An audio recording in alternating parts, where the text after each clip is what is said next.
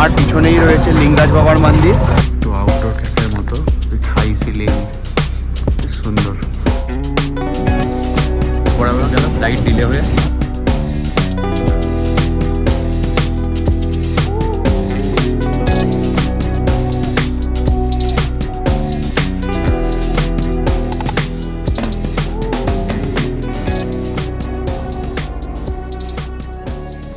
Hello guys, good morning everyone.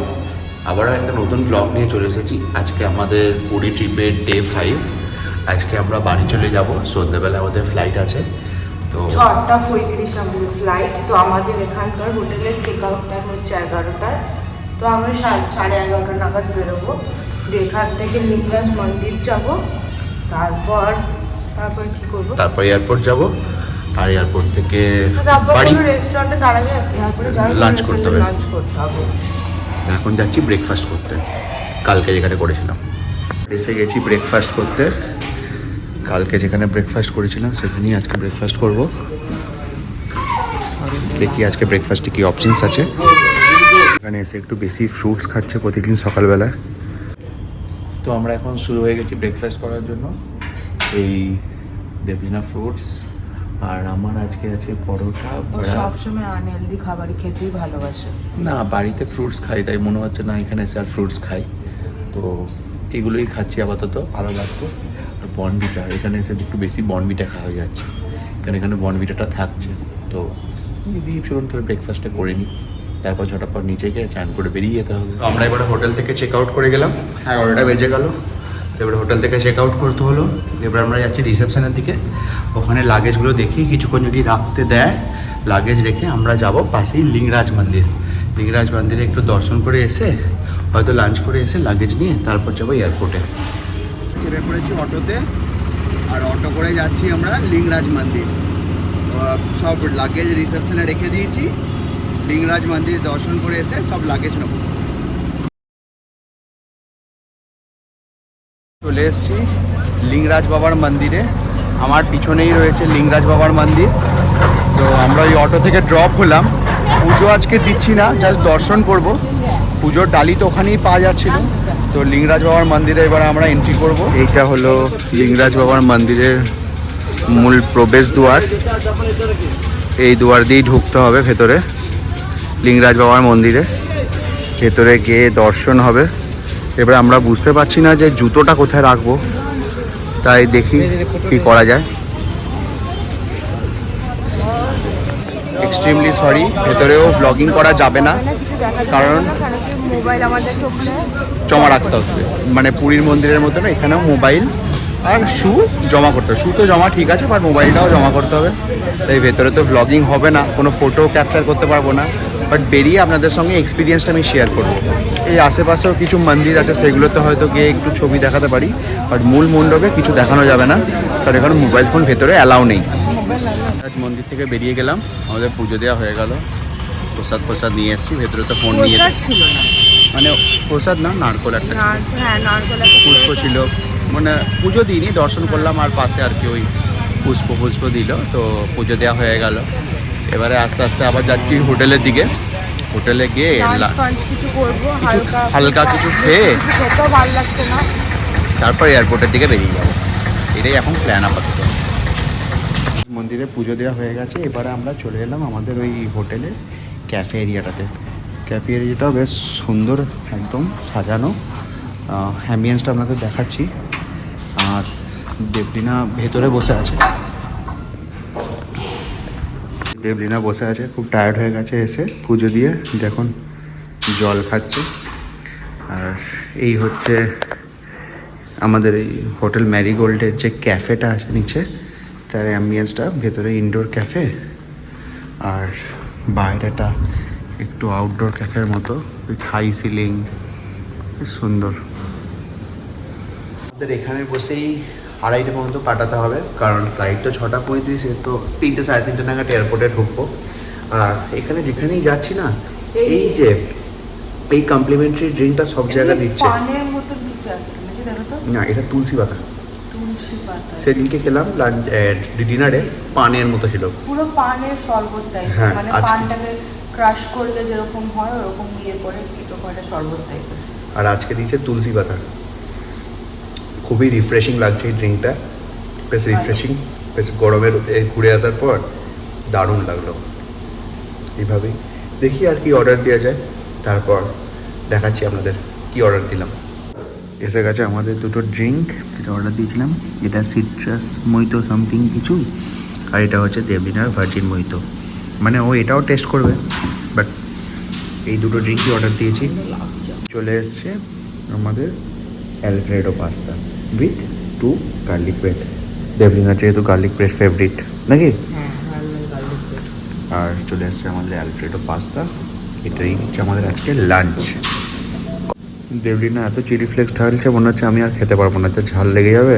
মানে বেশি chilli flakes ঢালবে বাবারে, চিলি ফ্লেক্সে পুরো লাল হয়ে গেল পাস্তাটা। ফালতু কথা না, সত্যি কথাই বলছি।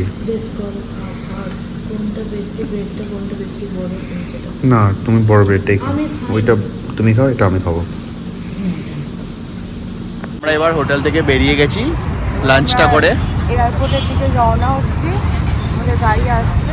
এই যে পিছনে দাদা লাগেজ নিয়ে দাঁড়িয়ে আছে, আমাদের গাড়ি আসবে পিক আপ করে একদম সোজা এয়ারপোর্ট।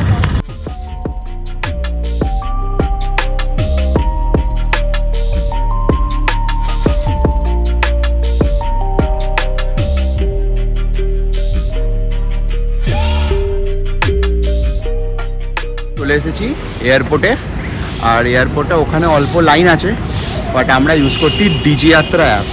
তো ডিজি যাত্রা অ্যাপ ইউজ করলে চেক ইনটা একটু তাড়াতাড়ি হয়ে যায়। তো আমিও বলবো যারা রিসেন্টলি ট্রাভেল করছেন তারা সবাই ডিজি যাত্রা ইউজ করুন। সব এয়ারপোর্টে ডিজি যাত্রা অ্যাভেল হয়ে গেছে, আর বেশ ভালো ভালো কাজ দিচ্ছে। তো এই আমাদের লাগেজ, সেদিনা দাঁড়িয়ে আছে। এবারে লাগেজ নিয়ে এসছিলাম, 2টো লাগেজ নিয়ে, এখন যাচ্ছি 4টে লাগেজ নিয়ে। মানে বুঝতেই পারছেন কী হয়েছে। তো যাই এয়ারপোর্টের ভেতরে গিয়ে আপনাদের সঙ্গে দেখা হচ্ছে। ডিজি যাত্রা অ্যাপ ইউজ করে কয়েক সেকেন্ডের ভেতরে চলে আসলাম, আর পিছনে ইন্ডিগোতে লাইন পড়ে, বাট আমাদের আজকে আছে air India express. Air India এক্সপ্রেসে কোনো লাইনই নেই, তাই ভাবছি একটু আস্তে আস্তে আরামসে করি, কোনো অসুবিধা নেই। সিকিউরিটি চেক ইন কমপ্লিটেড, এবার আমরা বসে আছি ফ্লাইটে ওয়েট করার জন্য। আর ফ্লাইট এখন অনেক দেরি আছে, আমাদের ফ্লাইটে বলেছিলাম 6:35-এ, আর বোর্ডিং হচ্ছে ওই মোটামুটি 5:55। 6টার দিকেই ধরে নিই, 6টার দিকেই বোর্ডিং আছে, অনেক দেরি আছে। আরামসে থাকবো, মানে একটু বসে থাকবো, কিছু খাবো, বাস এই করেই সময়টা কেটে যাবে। এয়ারপোর্টেতে কীভাবে সময় কেটে যায় বুঝতেই পারি না। দেবলিনা কি করছে এখন? বসে হাত তরফ দেখাও দেখাও, কি দেখছো? রোশনাই সিরিয়াল দেখছে এয়ারপোর্টে বসে বসে। আমি এখানে প্লেন দেখছি, বোর হচ্ছি, কি করব। আর ওখানে বসে বসে রোশনাই সিরিয়াল দেখছে। দেখাও দেখাও, কি সিরিয়াল দেখছিলে? আমি বলছি আমার খিদে পেয়েছে, ম্যাগি খাবো, আমাকে সেটাও খেতে দিচ্ছে না। বহুত খিদে পেয়ে গেল, আমরা নিয়ে নিলাম হচ্ছে স্যান্ডউইচ আর আমার ক্যারামেল কফি। আমি এমনি মোটা হয়ে যাচ্ছি, বুঝতেই পারছি। এত খেয়ে বাড়িতে আবার ডায়েট শুরু করতে হবে। না না, মোটেই মোটা হবে না, মোটা হয়ে গেছি। মোটা হওয়ার ম্যানি আছে ওর হয়তো। তো আমরা এখন স্যান্ডউইচ আর কফিটা খাই, কারণ এখনও 1 ঘন্টা মতো দেরি আছে বোর্ডিংয়ে। তো বসে বসে খুব বোর হচ্ছে, তাই খেয়ে টাইম পাস করছি। আমরা নিয়ে নিয়েছি রসবালি বলে একটা মিষ্টি, এখানকার মানে আমি জানি না কেমন খেতে কি হবে, যাই হোক তো টেস্ট করে দেখি। ভালোই খেতে, নতুন ধরনের মিষ্টি এটা। ওই এয়ারপোর্ট থেকে নিলাম মিষ্টিটা। একেই অনেক বোর হয়ে যাচ্ছিলাম, তারপর আবার গেল ফ্লাইট ডিলে হয়ে, ফ্লাইট 30 মিনিটস মতো ডিলে। 6:35-এ ছিল আমাদের ফ্লাইট, এখন 7টায় আসবে আমাদের ফ্লাইট। জানি না কেন এরকম ডিলে হয়, মাঝে মাঝে ডিলে হয়, আর কি করা যাবে। আর আধ ঘন্টা ডিলে হয়ে গেল। আমি অনেকক্ষণ ধরে বসে আছি এখানে। আমাদের চেক আউট হয়েছে 11টার সময়। 11টার পর লিঙ্গরাজ মন্দির গেলাম, তারপর ক্যাফেতে খেলাম। আমরা এখানে চলে এসেছি প্রায় 3টের সময়, তখন থেকে বসে আছি। গেটের সামনে এখন এরকম অলরেডি লাইন পড়ে গেছে, ডিলে হয়েছে বলে। সবসময় এরকমই হয়, যাই হোক উই হ্যাভ টু ম্যানেজ। আধ ঘন্টা ডিলে, সেটা ভেবেই ভালো লাগছে। তার থেকে বেশি নয়, তার থেকে বেশি হলে হয়তো পারতাম না। এবারে এই লাইনে গিয়ে দাঁড়াতে হবে, তারপর বোর্ডিং শুরু। ফাইনালি 7টার সময় ফ্লাইট হলো, আর এই বোর্ডিং শুরু হয়েছে। এত ভিড় গেটে, আমরা ফ্লাইটে বসে পড়েছি।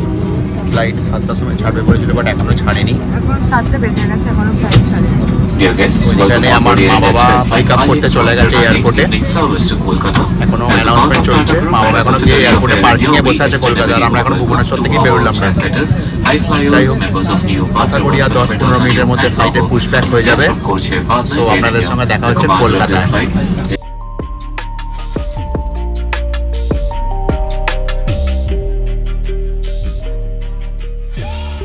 ফ্লাইট থেকে ল্যান্ড হয়ে গেলাম, অনেকটা লেট হয়েছে। এবারে যাচ্ছি বেল্টে মানে ব্যাগ নিতে। প্রায় 8:30 বেজে গেছে। নামার কথা ছিল 7:30, সব জায়গায় 8:30। প্রায় 1 আওয়ার মতো লেট হলো আজকে। তাই এবারে তাড়াতাড়ি করে ব্যাগে জেলেই বেরিয়ে যাবো। মা বাবা অনেকক্ষণ ওয়েট করছে বাইরে। তো আমাদের লাগেজ কালেক্ট করা হয়ে গেল। অরিত্র দেখো পিছন পিছন আসে, দেখতেই পাচ্ছেন আপনারা। অরিত্র, আমাদের ভুবনেশ্বর ট্রিপটা বেশ ভালোই ছিল।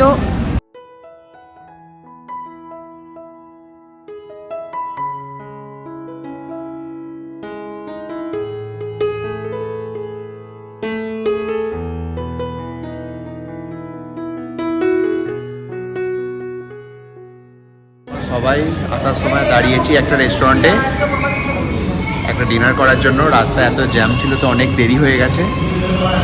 রাস্তায় একটা রেস্টুরেন্টে দাঁড়িয়ে একটু ডিনার করে তারপর বাড়ির দিকে এগিয়ে যাব। ফাইনালি আমাদের পুরী ট্রিপ শেষ। এখন আমরা আমাদের রুমে আর চলে এলাম আধ ঘন্টা আগে। অনেকটা রাস্তায় জ্যাম ছিল, কলকাতাতে প্রচন্ড জ্যাম ছিল। এয়ারপোর্ট থেকে নেমে অনেকটা জ্যাম আমরা ফেস করেছি। দিয়ে তারপর লাবণ্যয় খেলাম, ডিনার করলাম, তারপর সোজা বাড়ি এলাম। এখন বাজছে রাত কটা, প্রায় 1টা, 12:57। তো আর এনার্জি নেই, প্রচন্ড টায়ার্ড দুজনেই। এবার শুয়ে পড়বো। তো আজ মানে পুরী ট্রিপের গোটা ব্লগটা এই পর্যন্তই। যদি আপনাদের কিছু ভালো লেগে থাকে ব্লগটার মধ্যে, please like, subscribe and share করে দেবেন। আর এরকম অনেক ইন্টারেস্টিং ট্রিপস এবং ব্লগের জন্য আমাদের ইন্সপায়ার করুন সাবস্ক্রাইব করে, এবং কমেন্টে জানান আমরা নেক্সট কোথায় যাওয়া উচিত, কিভাবে এক্সপ্লোর করা উচিত। আপনাদের গাইডেন্সই আমরা বড় হতে পারবো। So keep supporting us, keep supporting AD blogs. দেখা হচ্ছে নতুন একটা ব্লগে। Tata, bye bye, good night.